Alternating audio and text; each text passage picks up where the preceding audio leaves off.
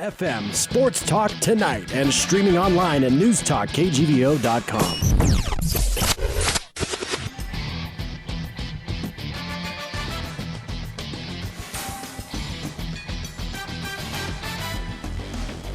We will do more in the next hour than you did at work all day today. I promise you. It's Sports Talk Tonight with Denny Bedard and normally Scott Guernsey, who's off on a family excursion. I don't know how much he wants me to say about it.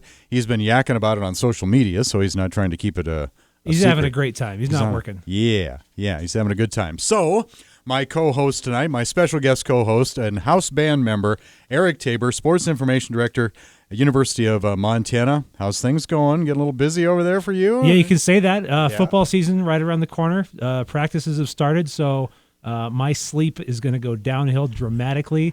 But that's all right. It's this is going to be an awesome season, and we're getting ready for it. Yeah, I think everybody's really getting pumped up. We do have a guest coach tonight, inside receiver as a coach, Mike Ferriter, University of Montana Grizzly football team, will join us in a few minutes. But, Eric, I guess we better get to the big news. It's kind of one of those, oh, gee, what a shock. But we're all really, really happy for Shannon, and we want to say congratulations to Shannon Schwein officially now. The new head coach. The biggest breaking news that's not breaking news. Shannon Schwein now going to be taking over for Robin Selvig as the head coach of the Lady Grizz.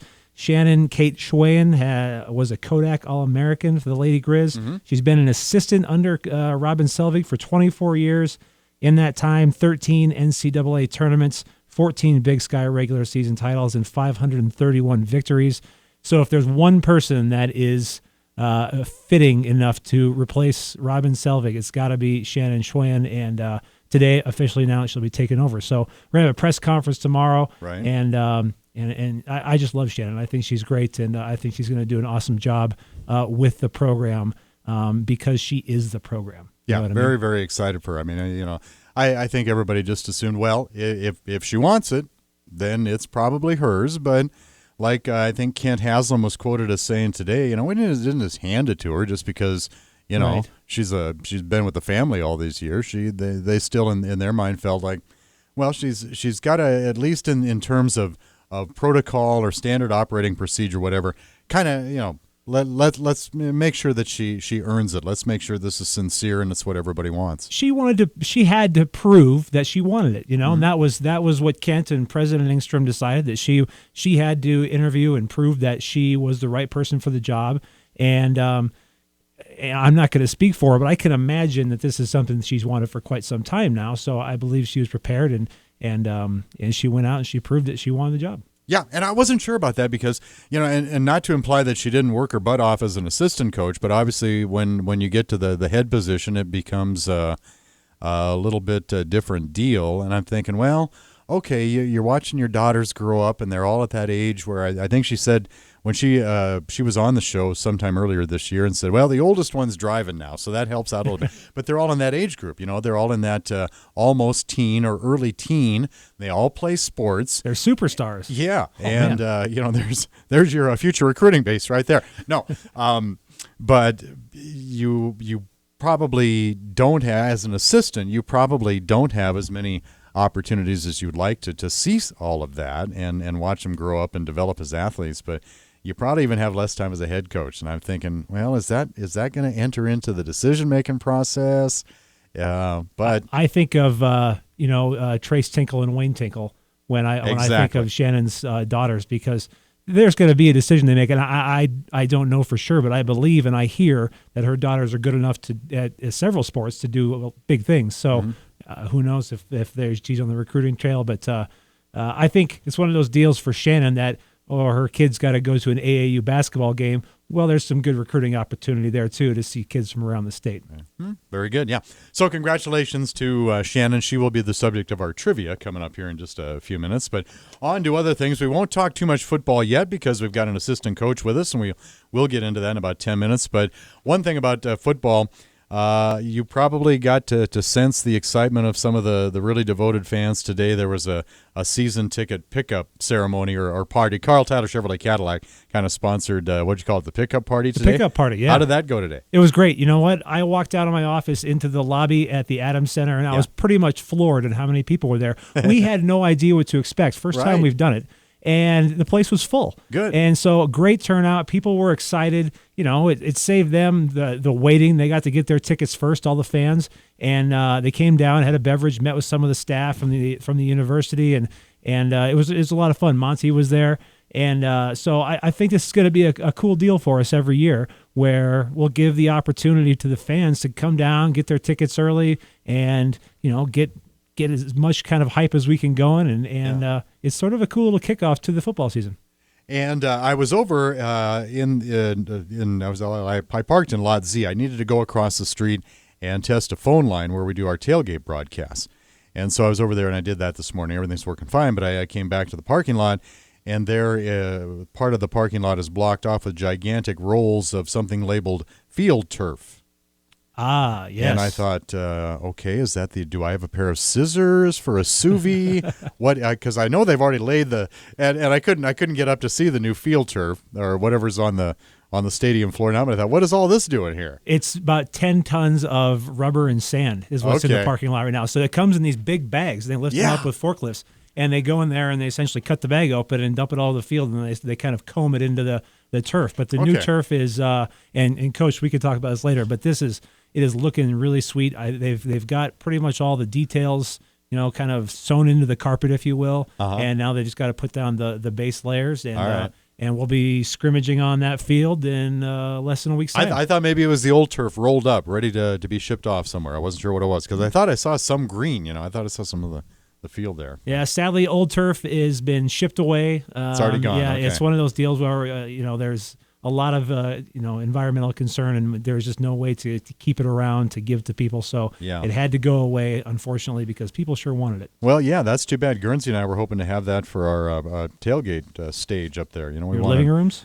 Well, no, not our living rooms. That's green velour and shag. So no, we don't need that. Not surprised at all. Yeah. How about the Grizzly Sports Hall of Fame banquet? That's a little ways down the road, but one of those things that people kind of need to start planning for. It's about, maybe 6-7 weeks away, somewhere in there? October 8th weekend, the weekend that the Montana football team plays Mississippi Valley State. The 7th, the Friday night before that, Hall of Fame induction banquet. Speaking of legendary Lady Grizz, Greta Koss is going to be inducted into the Hall of Fame, as well as Rocky Cleaver, and Larry Miller is going to be admitted posthumously. So it's going to be a great weekend. Tickets are on sale. GoGrizz.com or GrizzTix.com, I should say. Right. They're not going to be on sale the day of the event, so people want to make sure they get those in advance and come check out a nice slice of Grizz history. All right. Well, let's get to trivia, and then we can get to Coach Ferriter here on Sports Talk Tonight with Denny Bedard and Eric Tabor, substituting for Scott Guernsey, who's off on family vacation things. Sports Talk Trivia, 721-1290, if you know the answer. We're brought to you by Fuddruckers on North Reserve. World's greatest hamburgers. You start with premium beef and buns you make from scratch every single day right there. Then whatever you order off that menu, call out your name, you come and get it, you go top it yourself. You just pile on just about anything you can imagine to put on your burger or chicken sandwich or fish, you name it. And by the way, you can take Fuddruckers with you. Great on your grill. They'll supply you the beef with that special Fuddrucker seasoning they put in. Then you just cook it up wherever you are, whether it's the backyard barbecue or tailgate party or whatever. They'll supply all the buns and toppings and stuff, too. Ask about that at Fuddruckers on North Reserve. So we have a $10 gift certificate to Fuddruckers. Also, we'll send you to Osprey Baseball. I got 2 reserve seats for a Friday night ball game. Osprey will be hosting the Billings Mustangs a couple weeks down the road. It's Friday, August 26th, so you'll have a little time to plan on that. So we got 2 tickets to Osprey Baseball. Fuddruckers gift certificate if you know our trivia answer at 721-1290. All right. Well, we are celebrating the hiring of Shannon Schwain as the new head coach of the University of Montana Lady Grizz basketball team. As a player, Shannon established so many Lady Grizz records that still stand. A lot of them do, including the most points scored in a single game. That number of points is A, 37, B, 41, or C, 45. That's one of Shannon's records, a most points scored in a single game for the Lady Grizz. That is A, 37, B, 41, or C, 45. 721-1290 if you know the answer to Sports Talk Tonight trivia. Love to get you on the radio, and then we'll have Mike Ferriter on here. Sports Talk Tonight.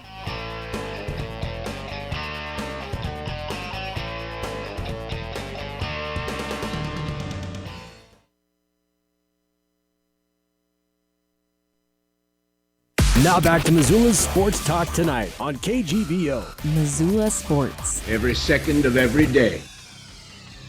Live from the KGVO studios, this is Sports Talk Tonight. My name is Eric Tabor with Denny Bedard. Remember, we're streaming worldwide at newstalkkgvo.com. This is Sports Talk Tonight on 1290 and 101.5 KGVO. Follow us on Twitter at Sports Talk Back. And if you got something to say, call us at 406-721-1290. This segment of Sports Talk Tonight brought to you by Orange Street Food Farm, locally owned and operated grocery store featuring the freshest fruits and vegetables, fresh meats, and a great beer and wine selection. Denny. Excellent. Well done. We do have a contestant on the line for Sports Talk Tonight trivia. It's Bob Kelly. How are you, Bob? I'm doing fine. Good. Are you a Lady Grizz fan? Do you follow the program? Only for about 39 years. That's it? He's got me beat by just a few. Not too many, just a few. Excellent. Well, we're celebrating the hiring of Shannon Schwain. I assume you're as excited about that as we are there, Bob. Yep. Yep, new head coach of the Lady Grizz. We haven't had to say that in a long time. As a player, Shannon established a lot of Lady Grizz records. Some still stand, of course, including most points scored in a single game, and that number of points is A, 37, B, 41, or C, 45. What do you think there, Bob Kelly? B as in Bob, 41. Yep, as Shannon Kate versus Weber State, February 23rd, 1991. That was her junior year. That is also the women's Big Sky Conference single game record. She does share that with 3 other players, but 41, the Lady Grizz record. Of course, she also has the second most with 39. She did that twice. Fourth most with 38, tied for fifth with 36, and, well, we could go on and on. But we were looking for 41. Bob, you got it. We appreciate you listening to the show. Hope you stay with us and hear what Mike Ferriter has to say, and we'll get your prize package mailed out to you, all right? Okay, thank you. Thank you so much. Bob Kelly, our latest winner there. Eric? All right, time to welcome to the studio inside receivers coach for the University of Montana Grizzlies football team and former Grizz star himself and Montana native, Mike Ferriter. Mike, have you got much sleep in the last few days? Not a whole lot recently, not in the past few days, and I don't plan on having much sleep again until January, but it's good. This is an exciting time of year, and we're ready to get going. You know, I've been at both practices so far this week, and I just, from a pure observational standpoint, everybody seems super happy, and I get that. It's the first week of the season, but a lot of people have been talking about how this year's team is so much closer, and you can tell from my standpoint, just looking at it. What are your thoughts on that? No, I think you're correct in that observation. It's something that we feel as coaches too. It started in the spring, really started during spring ball, but a lot of the credit's got to go to the guys in the summertime, because as coaches, we don't have much contact with our guys during the summer. So give a lot of credit to our strength coach, Matt Nicholson, for being with the guys all summer. But summer's a huge time. A lot of programs have guys that go home in the summer, and that doesn't help with team chemistry. But right. At Montana, something that's always been huge here way back in the day, back when I played, was the summers. And those guys really come together and they bond, and we've seen that excitement the first couple of days out there on practice. Guys are actually happy to be out there practicing. That answers my question a little bit, Mike, but the kind of unity you're seeing so far this during fall drills, does it remind you of the way the team was when you were a player? It absolutely does. Real similar stuff going on, the way the guys interact with each other, the way they interact with their coaches. It's very, very similar to the feelings that I had back when I played. So 2 things we'll talk about when you played here just in a second, but the fact that we've got 40 new guys on the team, and when they look around and they see all the guys that are bonding, and say I'm a freshman coming in, right? I'm from Oklahoma or, whatever. I'm totally new to the scene, but everybody around them is bonding. It just makes sense that that's going to help bring those guys in and just make that the normal thing and get them along into that, mentality of being ready to be a Grizz that much faster. Oh, 100%. Absolutely. The young guys, we just got done with a team meeting actually, and and we addressed how good the summer program was, and all the young guys see that. And we have such a really good senior class too, which I've been in some places where you don't necessarily have that great senior class, but they're setting the tone for that, and they've been very welcoming. These young guys, after 2 days, feel like they're part of the program already, and that's just going to continue to build and grow and starting to understand what Montana football is really all about. Awesome. So you were a former Grizz, a captain in 2008, and you finished your career 11th. You're 11th player to reach 2,000 yards receiving, and you finished your career with 147 receptions, 2,089 receiving yards. When you finished, you were 12th in school history. So you know a thing or two about catching balls, right? A thing or two. Probably know more about blocking for other people, but I caught a few back in the day. But you caught more than a few, I think. Yeah. Well, 147, nothing to sneeze at. But it's interesting that you came back to Montana from Idaho State, and so you talk us through your career a little bit. You went, you finished here, and then you went and did some work with Coach Hauk down at UNLV. Yep. So after I was done playing, I actually took a year off. Was studying for some further schooling, but after I was coaching high school back in Helena, the Helena High Bengals, and then I got a call from Coach Hauk one day and said he had an open GA spot down at UNLV. And so I was fortunate to go down with Coach Hauk to UNLV for 3 seasons. His first 3 seasons there, it was a tough 3 years down there. But I'm very grateful to Coach Hauk for giving me that opportunity to get into coaching.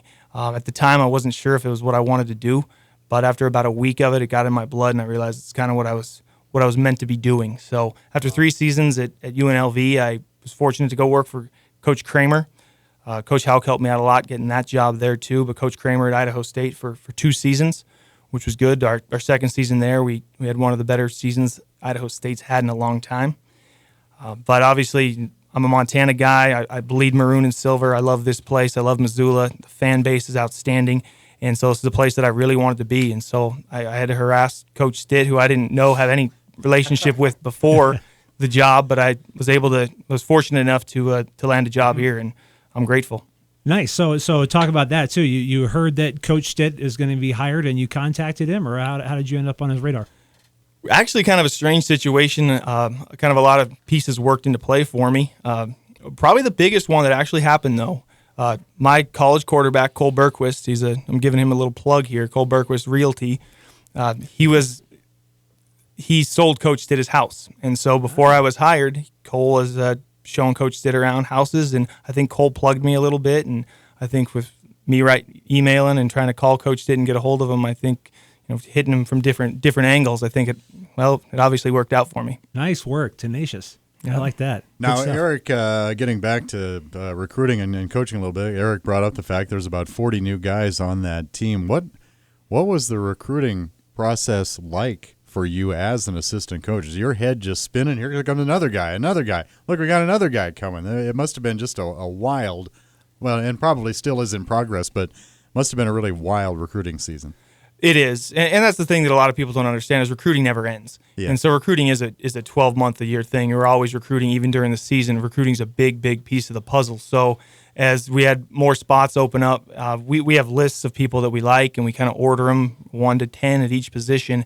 And so as more spots open up in those positions, you just kind of move on to the next guy.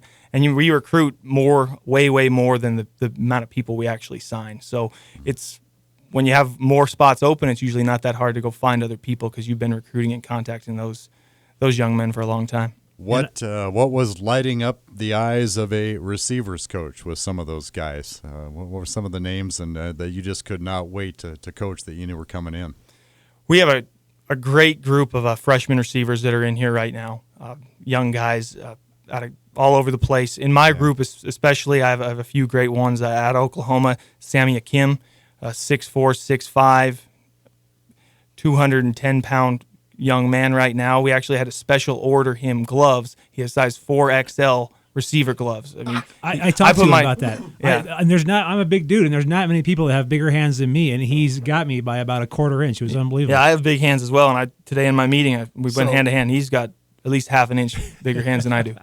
What does that mean? Like you can palm a Volkswagen, or how just I bet he what can. are you talking about here? Anyway. Yeah, I would imagine you could palm a Volkswagen. He's a really long guy, would you say? That's Very how I long, describe him. yeah. If I'm a basketball coach, I'm looking at that guy just salivating. I don't know if he played basketball, but he looks like he could be, an above the rim type basketball player, and with all that length on him. But he's probably more suited to go catch balls in the air, like go up and snake them out, right? Yeah, absolutely. He showed that a couple times these first couple days of balls just that most people couldn't catch, but because of his length and just his hands, if he gets a paw on a ball, he's going to catch it because his hands are twice the size of the football. It must be like it was the very first day of practice. I couldn't tell you which August it was because I can't quite remember Trumain's career years, but I just happened to be over at campus as the kids were coming off in their very first practice, probably about this time that many years ago, and I saw this guy. I thought, man, that guy just he looks like an NFL dude, and he's only a freshman. It's Trumain Johnson.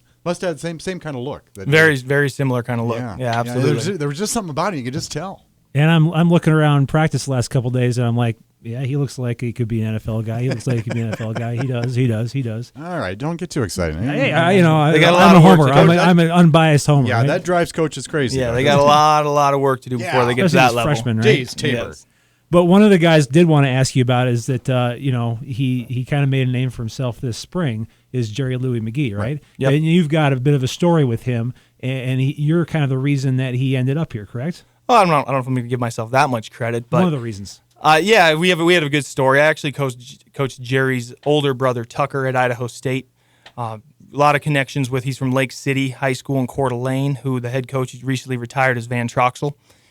Matt's one of my really, really good friends who played receiver here with me, and I also had coached with him at Idaho State for 2 seasons. So a lot of weird connections there, but Jerry was a special high school player.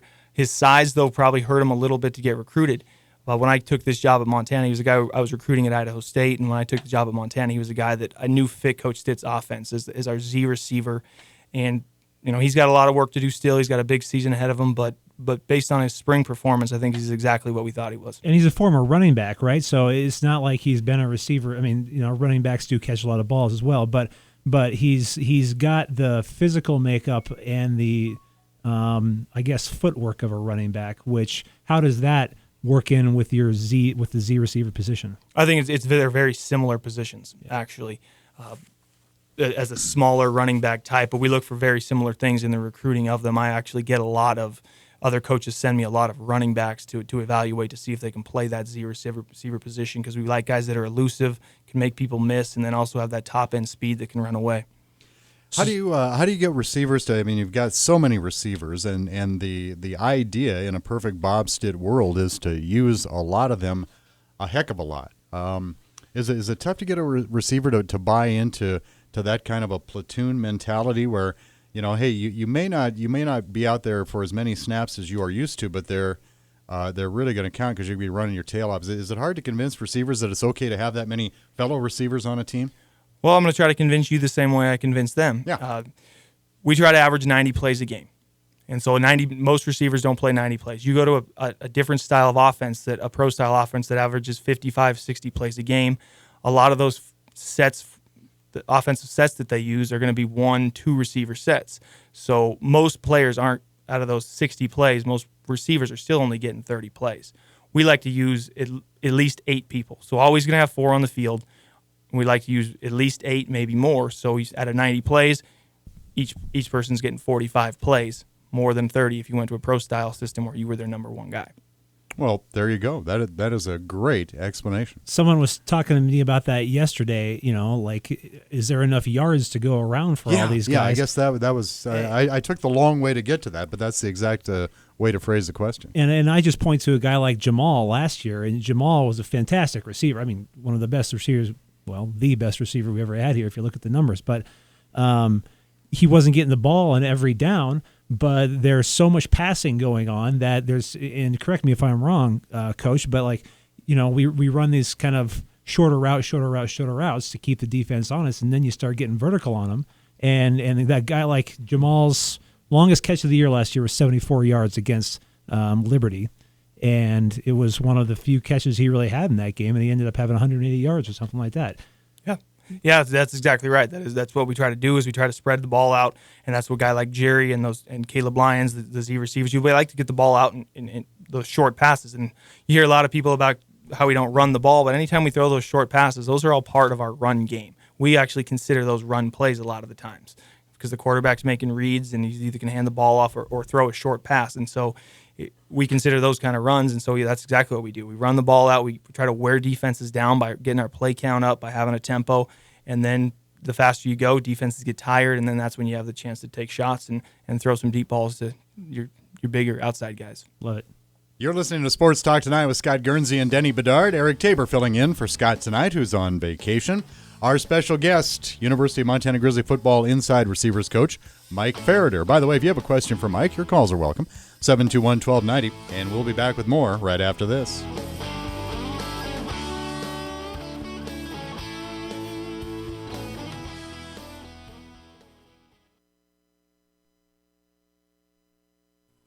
Sports Talk Tonight, live from the KGVO studio. Missoula Sports.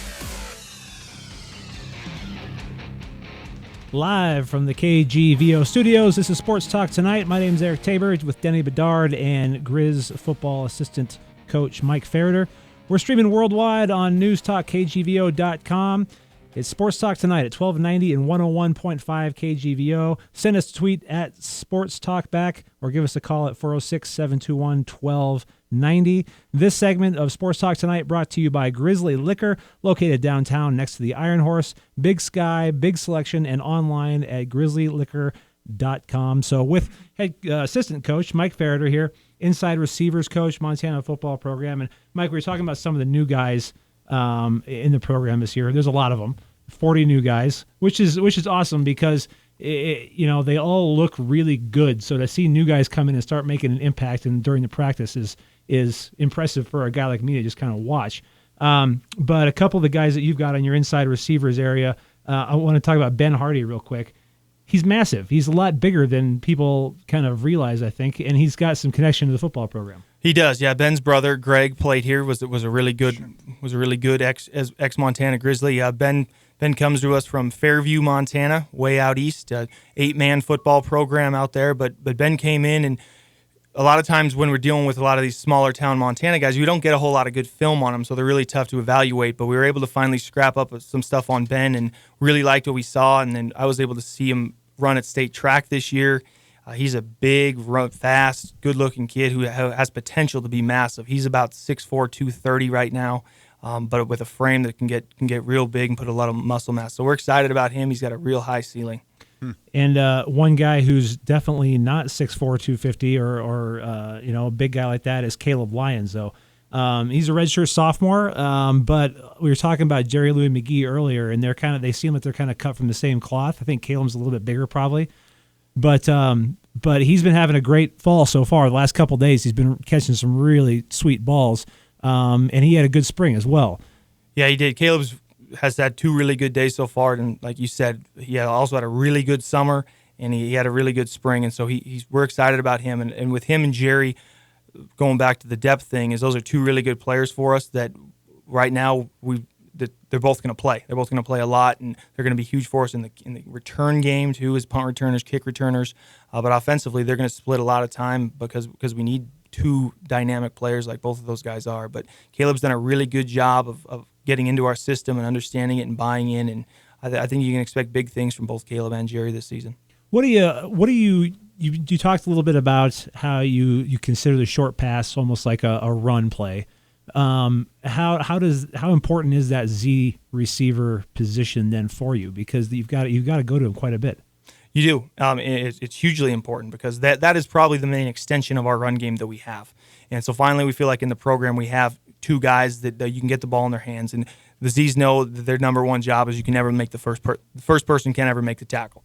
Always got to make one person miss. And so if that can happen, and I think we did that a little bit in the spring against a really good tackling defense, but if you can make one guy miss, then you're going to get 5 yards, which is a good run play. And if you can get a little bit more than that and bust a few open, score some touchdowns, that's exactly what you want. So hugely important, and I think we finally got the right guys in the system to make that happen. Our guest is Mike Ferriter, inside receivers coach, University of Montana football. Practice got underway this week. And Mike, other than the obvious, the name of the position, what are some of the differences in what you're responsible for and what you're trying to coach compared to the other guys on the staff that are also receivers coaches? What is the big difference? Well, so there's two of us. I'm the inside receivers coach, and Nolan Sweat is our outside receivers coach. And my job's really unique. I think I have a really fun position because I coach the Z's guys that I've been talking about, but I also coach the H's, which are our bigger guys. So you have a guy like Mike Ralston in my room that's 6'5", 270, and you got a guy like Jerry Louis McGee, who's 5'8", 170. He's in Mike's pocket right now, and yeah. He's just riding on the palm of his hand. He doesn't fit in many places, I guarantee it. Yeah. So it's fun. That H position, it really is. They have to do all the stuff that a receiver does, but they also have the ability to move inside and be like tight ends. So my job is I have to actually coach tight ends and then also coach these Z receivers that have a lot of the motion responsibilities and also a lot of they have to be dynamic and be able to miss and certain different routes. And then the outside position really is completely different when you think about it and you look at it. So very unique positions. They're really outside receivers, and then the H and the Z are kind of three different unique positions. And so with the amount we use these guys and the amount of players we have in the program, it just makes a lot of sense to have two coaches I don't know if we have enough meeting space to fit all those guys into one room. So. Especially Ralston.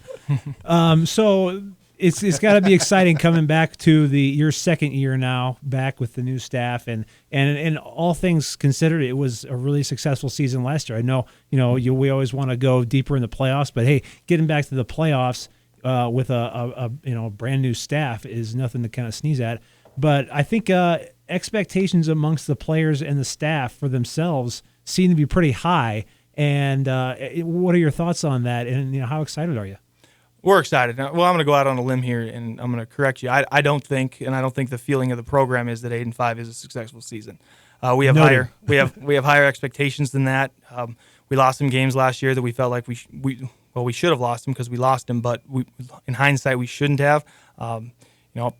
Loving this program and knowing what this program is supposed to be, I don't think that 8-5 is good enough. So we do feel good about it, and winning football games is hard. But everyone's feeling good about this season. We're ready to get going, and hopefully we can go out there and prove it week in and week out. And that's what we got to focus on this season, is being more consistent on a game-to-game basis and not letting a few of the games not letting any games slip through your fingers. And I guess one of the big keys to having a big year, and I think that's going to happen with this guy, is Brady, who's been named the starting quarterback again. And all signs are pointing to so far that he's just going to have a big year.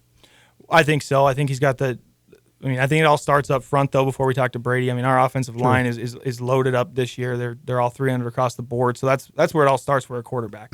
And I think him being comfortable with protections and getting a run game going, I think he's excited about that. So he's comfortable. I think you got to build some more confidence with him and the receivers because we have a lot of new faces out there.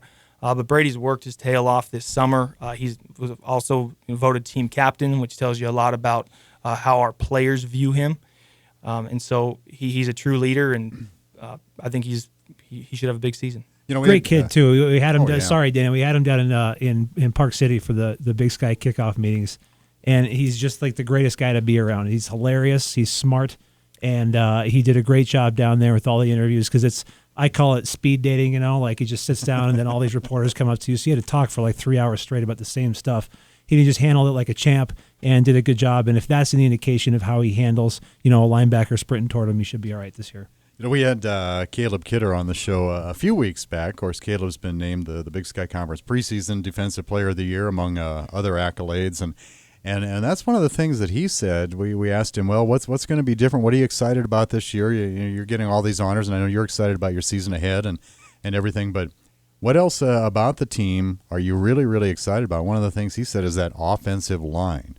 And for a kid that good at his position on defense, to say that, I think that speaks pretty highly of that. And a lot of people are excited about that. Hopefully the depth is good. But is it a tougher position, offensive lineman? In a Montana Grizzly offense, it's not like you just run, take a couple steps forward and block a guy. There's a lot of schemes, a lot of stuff going on. Is it tougher on an offensive lineman to learn a system like this? Yeah, I think it is. It might be. Coach Germer does a great job with those guys. There are a lot of different things that we ask those guys to do in pass protection and also a few of our different run things. So I think it is. I think it's hard for those guys, but they pick it up on it. I mean, that offensive line group, they're so tightly knit and very close, and they're getting coached well. So they picked up on it, and it's tough to say so far because we haven't put pads on yet. But you can tell that those guys are not only bigger, but they're smarter than they were a year ago, and I think that they're going to set the tone for the season. It's nice to have Ben Wire back in that group too. Absolutely. He's a natural leader. Absolutely. And he's a big guy too. He's a big guy and he's mean. In a good way. That's what you like. In a way you want your offensive. Great guy off the field, but mean on the field, and that's what you want. Your offensive line has to be the meanest guys on the field, really, because they got to protect them, and it's going to be awesome to see them create a solid pocket this year for Brady to be comfortable in, I think. Yeah. Is it a lot different? Are the receiver positions at the University of Montana with the Z's and H's and what have you, is it a lot different than the way it was for you as a player, as a receiver? It's a lot different than the way. Yeah. I mean, I wish I played in this system. Okay. Because like I said, I didn't even know how many catches I had because I blocked all the time. It was I was a wide. Who were you blocking for? I was a wide tackle. Well, I was blocking for Mark Mariani the whole time. Yeah, that's what I was doing. I was getting double. I was getting double coverage while he was open all the time. That's what. That explains a lot. Yeah, exactly. Yeah. I don't know how he's made it this long in the NFL without me. Right. Man. Fake it till you make it, I guess, right? Yeah. And one of the Chicago Bear assistant coaches was just going off about how excited he is for Mark, and it's all because of Mike Ferriter. Now we know. Exactly. Now we know. So there were a lot of downfield blocking responsibilities, and I know that was a big deal to Coach Houck. If you didn't block downfield as a receiver, you didn't probably see as many. Didn't play. No, you didn't. He told us that if you don't block, you don't play. It's kind of like if didn't matter who the running back was. If he fumbled once, so you're going to sit down and think about it a little bit. So, but even in a scheme like this, especially with as many receivers as you have on the field at any given time, whether there's 4 or 5, those guys got to block too because they're dang near half the offense. They do, absolutely. No, we use them to block, but not as much because kind of with our offense, with running stuff, a lot of our run plays have passes, screens attached to them. So a lot of times a guy will be running a route and he may not get the ball based on how the quarterback's reading the defense. So not as much blocking, not nearly as much blocking as a pro style offense, but there definitely is some. It's something we work on every day still. Yeah. Do you feel pretty good about where the receivers are at in that phase of the game so far? We got some work to do, right. but we have a couple weeks to get there. But they'll be there by September 3rd. Love it. Speaking of September 3rd, kickoff's right down the road. So I was going to ask you what you're looking forward to most, or I guess I should say how excited are you to run out that tunnel with brand new carpet under your feet and this, laser beam, Jumbotron, HD, high def thing, breathing down on everybody. Listen to you. You've been reading comic books all week? Yeah. Gee, that was technical speak, by the way. The guys down at Best Buy taught me that. But this, I keep telling people this, but this place is going to light up like a Christmas tree under the lights on September 3rd. So just the improvements to the stadium have to make a guy like you who's been around for a long time super excited. It is. It's good to see these improvements that we put in, especially the new turf. It was definitely a needed project. We needed that. The old stuff was getting pretty worn out, and I remember 2008 going into my senior season was the year that old stuff was put in. So 8 years. It's about as much as we use that complex for all sorts of things. It was about time to get a new turf, and that new thing looked sharp. I haven't been down to see it or even check it out. I'm kind of waiting for that first time it's open to check it out. And the video board, it's unbelievable. It's crazy how big that thing is, and so I'm excited to see that thing fired up too. We're thinking about making a video where that scene from National Lampoon's Christmas Vacation where he brings the whole family out and he plugs in the Christmas lights, and I think we're going to do one of those and flip that bad boy on for the first time. Yeah. Joy to the Now, Mike, not to dredge up painful memories here or anything like that, but social media today is quite a bit different than it was, say, 8 years ago, and Lord knows it's probably been viewed plenty of times even as is, but were that were to happen today, the arm. Oh, man. Talk about the arm.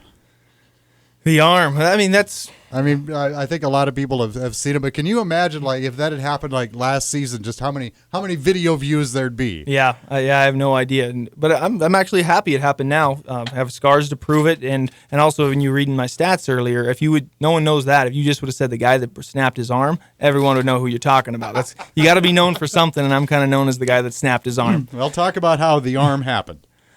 Yeah, it was a cold day. It was the first round of the playoffs that year. We were playing McNeese State, and I just caught a ball and kind of got tripped up, and it was just a freak accident. I just put my hand down to kind of brace myself, something I'd done 100 times in my life, and it just snapped on me. It sounded like two twigs snapping. You two could twigs hear in it. the. Oh, I could hear it. The crowd's going crazy because you just caught a pad, but you can hear it. Yeah, it wasn't a very impressive pass. I don't think anyone was cheering. Well, you should have been blocking for Mariana. Yeah, exactly. No, I don't know why they were throwing me the ball in the first place. That was their mistake. What the heck's this thing doing?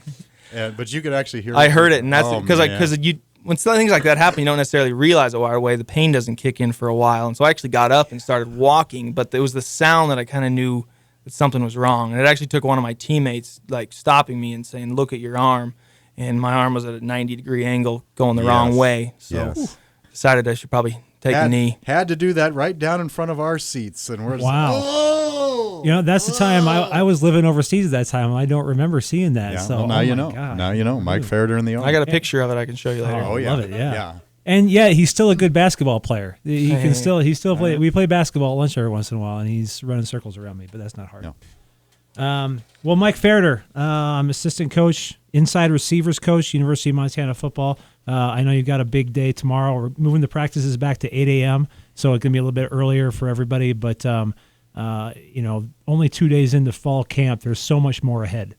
A lot ahead, a lot of work to go still. Tomorrow we actually throw the shoulder pads on with our helmets, so we'll see a little bit more. So 2 days of that, and then rev it up full pads for probably the remainder of camp. So a lot of work to do, a lot of question marks still out there, but after the first 2 days, we're feeling good about it. I think the guys are excited to be out there, excited to be running around back at it, and taking it day by day, getting better each day, making sure all our teammates are getting better. But September 3rd is definitely something that we all have circled on our calendars. Well, yeah, and you talked earlier about how important it is for that player unity, how really, really crucial it is that they all get along and they're close. And I got to believe that's probably true of a coaching staff too. That you guys have all got to be on the same page, and the players have to see that you guys are good buds. Yep, it's true, and we have a great coaching staff, and we're all friends. We all hang out together on the weekends and in the summers. We're doing things together, and I'm sure everyone's kind of heard about Coach Stitt's unique interview system that he does with recruits, but he also did that with his coaches. I'm not familiar with that. I'm sorry, I don't know that. Yeah. 60 questions, I think it is, right? Yeah, he has a real unique thing where he tries to get to figure out how people click, and so it's a huge piece of our recruiting puzzle of trying to understand what makes people click. And Coach Stitt's pretty hush about it, even around his coaches. It's kind of his own deal, and but he also did it with his coaches. And so what he tries to do is get like-minded people around that team chemistry, and he did it with his coaching staff. And that's one place where it's really apparent is we're all very similar, driven, hardworking people that want the same end goal. How'd you do on the quiz, anyway? I got the job, so 100%. Well, I don't know if he got 100%, but yeah, he's right. He got the job, so I guess that answers the question. So, that's all I got, Eric. Yeah, well, that is a good interview right over there. He does a great job. Thanks for coming in, Mike. Really appreciate it, and we'll see you tomorrow morning, bright and early, 8 a.m. And now, one last question before you head out. What I guess there's only so much you can do with only helmets on, and there's only so much you can do with only helmets and shoulder pads on. And I know the last couple of days you've installed the offense. So what do you do with these next 2 days where it's just helmets and shoulder pads because you can't really go full on? Is it just more going through the offense or reinstalling everything again and letting guys work through it, or what do you do?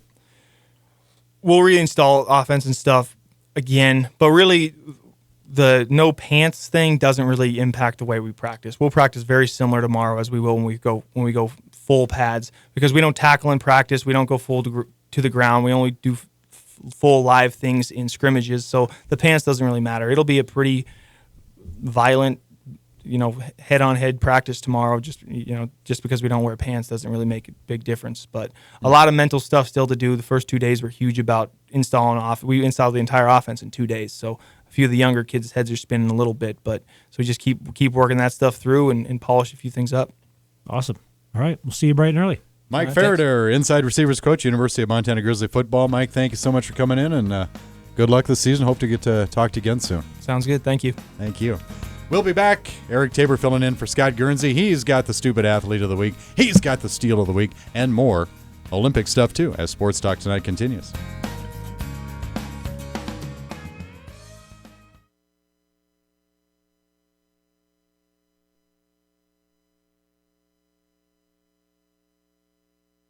KGVO. Missoula Sports. Every second of every day.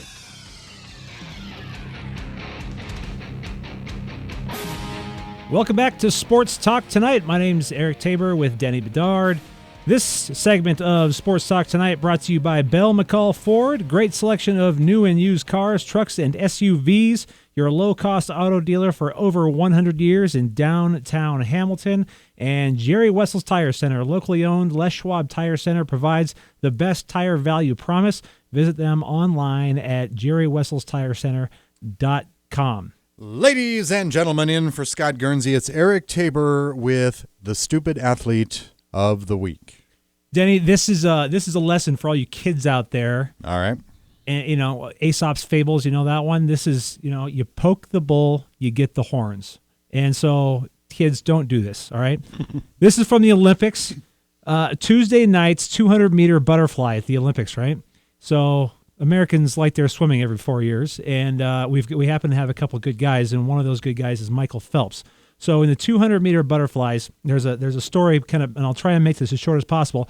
Back in 2012, Michael Phelps lost the butterfly to Chad Leclasse of South Africa, and so that was a big deal, and it wasn't Phelps' finest Olympics, and so Phelps, the king is dead, right? Long live the king. And so this guy kind of went on to, in 2015 at the World Championships, Leclasse won the 100-meter butterfly with one of the fastest times in history, and then he sort of started talking smack, like he thought that Phelps was never going to beat him again, right? And then the next day, like at a different swimming race back in the States, Phelps just blew the doors off that mark that Leclasse had set in 2015. Okay, so now fast forward to the Olympics, and now Leclasse's family is getting on board, right? His father, Bert, says, however fast Michael goes, we go faster. I don't care about his times because I know my son is going to beat him. And so we're getting ready for the 200 butterfly on Tuesday night, and the camera shows the warm-up room. Phelps is there with his headphones on, looking all stoic, concentrating, and here's this lacrosse guy boxing. He's shadow boxing, and it like almost right in Phelps' face too, like, oh, I'm gonna beat you. And Phelps goes out, and that was his 20th gold medal. The kid's 31 years old. The guy's 31 years old. He gets his 20th gold medal, blows the doors off this lacrosse guy, and that's why you never talk trash to a guy like Michael Phelps, arguably the greatest Olympian of all time, because you will get beat. Who I think did a pretty, after all of that was done, I think he did a pretty good job of, acting like he'd been there before. Yeah, that's what Michael Phelps does. He's got 21 gold medals, and he celebrates, but he doesn't showboat.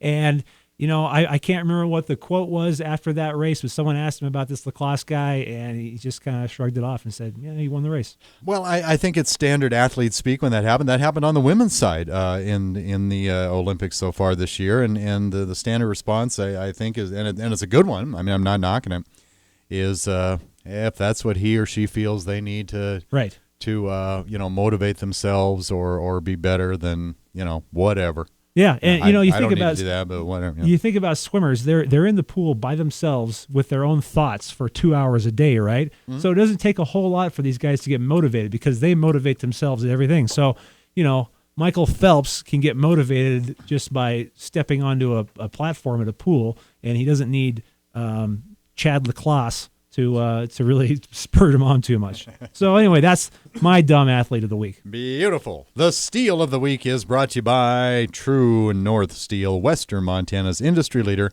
in quality, manufactured, and fabricated steel products. I like this. All I'm doing is pushing buttons and sliding a couple dials. You're doing all the work because you got the Steel of the Week too. Steel of the Week. Well, so if people know me, they know my background comes in the sport of rugby, and it's really cool because in the Olympics, the rugby is back in the Olympics for the first time since the 1920s. And I'm also a big fan of sports because I love an upset. I love a good upset, right?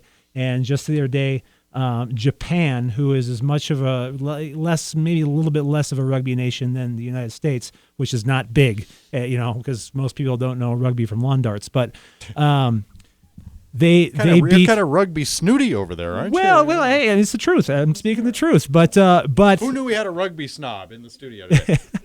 But they go on to beat at the Olympics on, arguably the world's biggest stage. Sure. They beat New Zealand, the reigning world champion, and, just the best rugby country on the planet, hands down. And that's what I love about the Olympics, is because that's the platform, whether you're talking about gymnastics or you're talking about rugby or whether you're talking about swimming or whatever, you see these upsets of passionate countries playing for the flag on their chest, and cool things like that happen. So that is considered one of the biggest upsets ever, and so I call that my Steel of the Week. Brought to you by True North Steel, Western Montana's industry leader in quality manufactured and fabricated steel products. Eric Tabor, Sports Information Director and University of Montana Grizzlies. Before we get back to your home court there, anything else about the Olympics jumping out at you that you've enjoyed so far? You've covered a number of things already, but anything we left out? Well, my favorite thing to look at right now is the medal count, because we being the United States is on top, 28 gold medals as of about 4 o'clock this afternoon, on top of China with 28 medals, not just gold medals, total medals. On top of China with 20 and Japan with 17, and South Korea behind them with 9. So I love looking at the medal count. I'm a big Olympics guy. And so speaking of Olympics and speaking of rugby and speaking of Montana, we did have 2 Montana kids in Rio playing rugby for the United States. The women's team, a girl named Nicole Haverland from Whitefish High School. Okay. She represented the United States. And the women took 5th in the world. They didn't medal, but they took 5th in their event. And Nicole was down there. And also Martin Yosefo, University of Montana student who showed up here originally to play football, ended up playing rugby because he played it when he was young back in the islands. He's originally Samoan, but anyway, he's been with the United States national team too, and is in Rio, and they are in the middle of their kind of tournament right now. The men lost, so the men are out of medal contention. They played Fiji today, needed to beat Fiji or lose to them by 4 points. They lost by 5 points to go to the medal round. And so if it's as, that's as close as it gets to being, one of the better teams in the world, and they're right there. All right, good job. If you are a soccer fan, University of Montana Grizzlies soccer is getting underway already. They've got it's an exhibition match, but if you want to go see them, they are playing at 1 o'clock Saturday afternoon, South Campus Stadium. We had Brian Doyen, head coach of Montana Volleyball last week. Did a great job. Thank you for lining that up. Great. And they're starting their season pretty soon. And I'm sure as the sports information director here in the final 30 seconds, wrapping it up, but I got to ask you, it is, when you're talking Grizzly football, there was unknowns, and last spring it was, we'll see. But I think it's really, really hard for fans not to be very, very excited about this ball club. I'm very, very excited. Man, really, it's going to be an awesome year. We've got awesome athletes, and we've got an awesome coaching staff who we heard from. We've got a great schedule lined up. It's a tough schedule, so if we put together some nice wins on the road this year, it's going to be a very, very good year. Thanks for coming in. We'll see you later. Sports Talk Tonight.